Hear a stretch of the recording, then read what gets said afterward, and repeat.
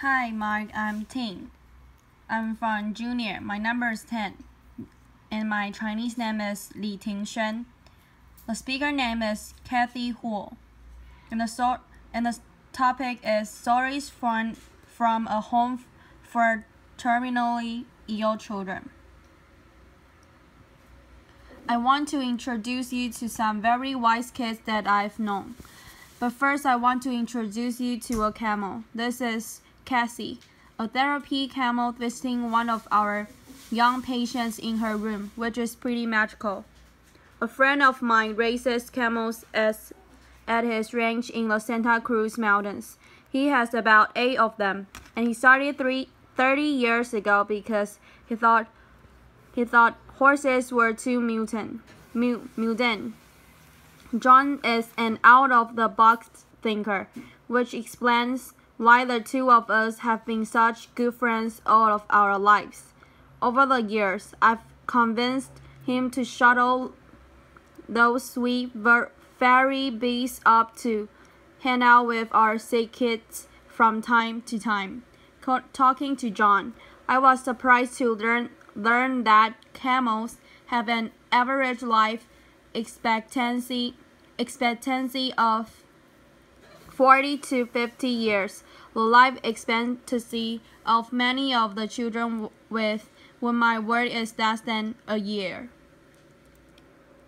This is a picture of the George Mark Children's House, the first pediatric palliative respite care center to open in the United States. I found it in 2004. After years of working as a psychologist on pediatric intensive care units, frustrated with the undignified death that so many children experienced and their families had to endure. As I sat with families whose children were at the end of their lives, I was acutely aware of our surroundings while the elevated train rumbled overhead on its track. Quite literally, the room reverberated with each passing train car. The lights on the world were fluorescent and too bright. Monitors beeped, and as did the elevator, noisily announcing its arrival. These families were experiencing some of the most excruciating moments of their lives, and I so wanted them to have a more peaceful place in which to say a last goodbye to their young daughters and sons. Surely, I thought, there must be a better spot than a hospital intensive care unit for children at the end of their lives. Our children's house is calm and nurturing. It's a place where families can stay together to enjoy quality time with their children, many of whom are there for respite stays, some with repeated visits over a span of many years. We call those kids our frequent flyers. Rather than the bright, noisy quarters of the hospital, their rooms are calm and comfortable, with actual living spaces for the families, and sanctuary of gardens, and a wonderful outdoor playground with special structures for children with physical limitation. This sweet baby Lars came to us directly from the hospital intensive care unit. Imagine hearing the heartbreaking news that none of us would ever want to hear. His parents had been told that Lars had a brain anomaly that would keep him from ever swallowing, walking, talking, or developing mentally. Recognizing what little chance he had for survival, his parents chose to focus on the quality of time that they could spend together. They moved into one of our family apartments and treasured each day that they had, which were far too few. Lars' life was brief, to be sure, mere weeks, but it was calm and comfortable. He went on hikes with his parents. The time that he spent in the pool with our aquatic therapist listened the seizures he was experiencing and helped him to sleep at night.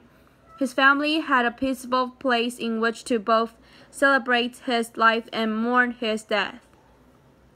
It has been 5 years since Lars was with us, and in that time, his family has welcomed a daughter and another son. They are such a powerful testament to the positive outcome that specialized children's hospice care can create. Their baby's physical discomfort was well managed, giving all of them the gift of time to be together in a beautiful place. I'm going to talk to you now about the elephant rather than the camel in the room. Very few people want to talk about death, and even fewer people about children's death, loss of a child, especially for those of who have our own children. It's frightening, more than frightening, paralyzing, debilitating, impossible. But what I've learned is this: children don't stop dying just because we, the adults, can't comprehend the injustice of losing him. And what's more, if we can't be brave enough to face the possibility of death, even among the most innocent, we gain an unparalleled kind of wisdom. Take Crystal, for example.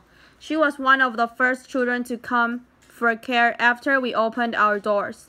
She was 9 when she arrived, and her neurologist expected that she might live another 2 weeks. She had an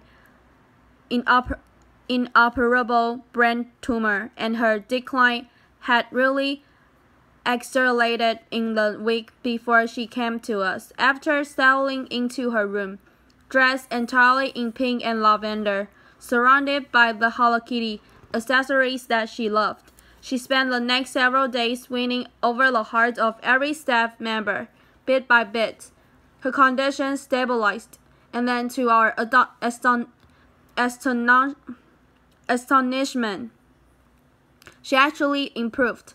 There were a variety of factors that contribute to Crystal's improvement, which we later came to call the George Mark bump, a lovely, not uncommon phenomenon where children outlive the prognosis of their illnesses if they're outside of the hospital.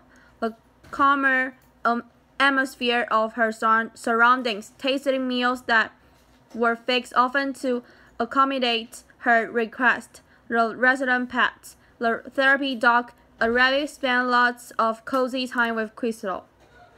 After she had been with us for about a week, she called her grandmother and she said, "Guy, I'm staying in a great big house and there's room for you to come. And guess what?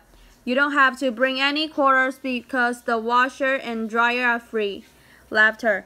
Crystal's grandmother soon arrived from out of town, and they spent the remaining 4 months of Crystal's life enjoying the very special days together. Some days were special because Crystal was outside in her wheelchair sitting by the fountain.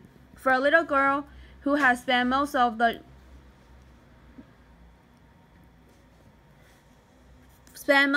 year earlier in a hospital bed, being outside counting humming birds made for an amazing time for her grandma, and lots of laughter. Other days were special because of the activities that our child life specialist created for her. Crystal struck beads and made jewelry for everybody in the house. She painted a pumpkin to help decorate for Halloween. She spent many exciting days planning her 10th birthday, which of course none of us thought she would ever see. All of us were pink boas for the occasion, and Crystal, as you can see, queen for a day, wore a sparkly tiara.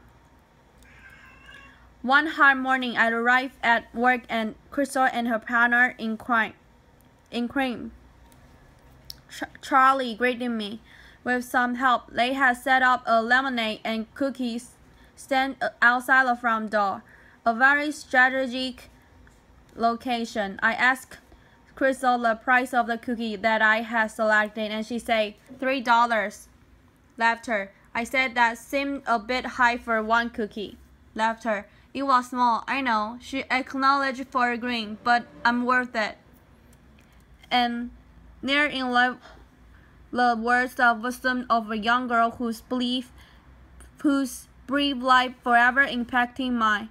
Crystal was worth it, and shouldn't every child whose life is shortened by the horrific illness be worth it? Together, all of us today can offer that some specialized care that Crystal received by recognizing that children's respite and hospice care is a critical component missing from our healthcare landscape.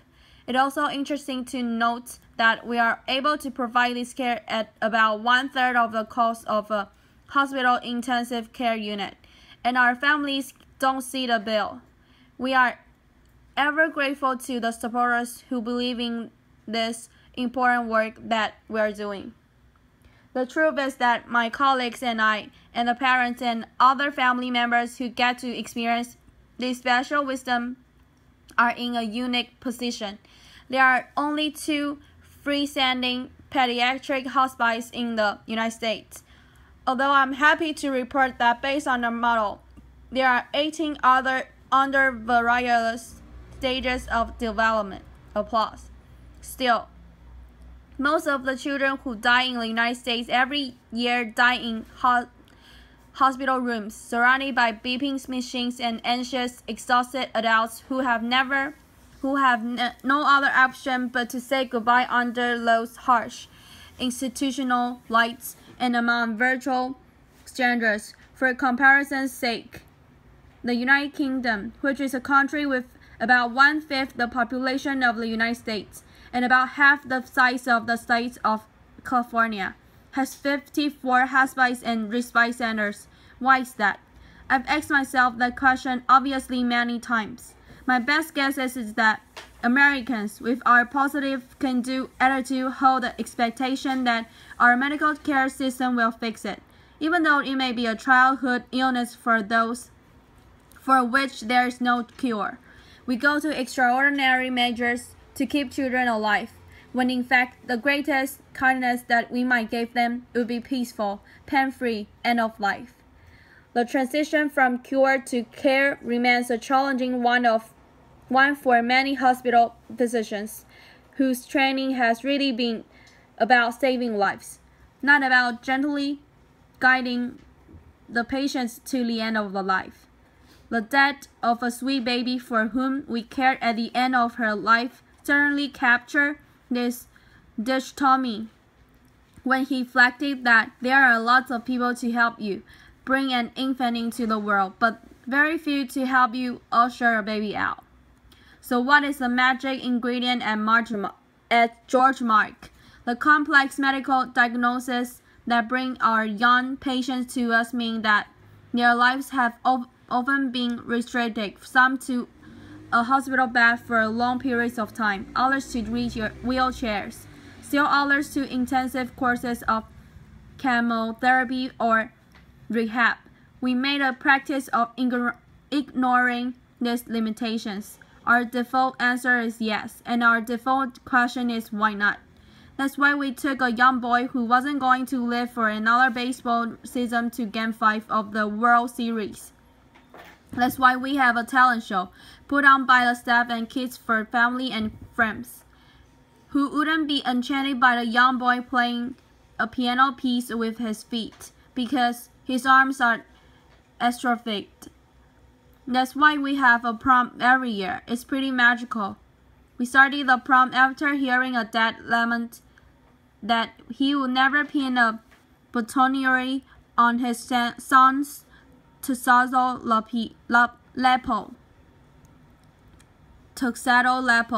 The weeks before the dance, the house is in a flurry, and I don't know who's more excited, the dad or the kids.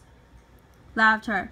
The night of the event involved rides in vintage cars, a walk on the red carpet into the great room, a terrific DJ, and a photographer at the ready to capture pictures of these entities and their families. At the end of the evening this year, one of our young, delightful teenage girls Caitlin said to her mom. "That was the best night of my whole life, and that's just the point. To capture the best day and night, and to abolish limitations, to have your default answer be yes and your default question be why not. Ultimately, life is too short, whether we live to be 85 years or just 8. Trust me, better yet, trust them. It's not by pretending that death doesn't exist that we keep the people, especially the little people that we love, safe in the end. We can't control how long any of us lives. What we can control is how we spend our days, the spaces we create, the meaning and joy that we make. We cannot change the outcome, but we can change the journey. Isn't it time to recognize that children deserve nothing less than our most uncompromising bravery and our wildest imagination? Thank you. Applause.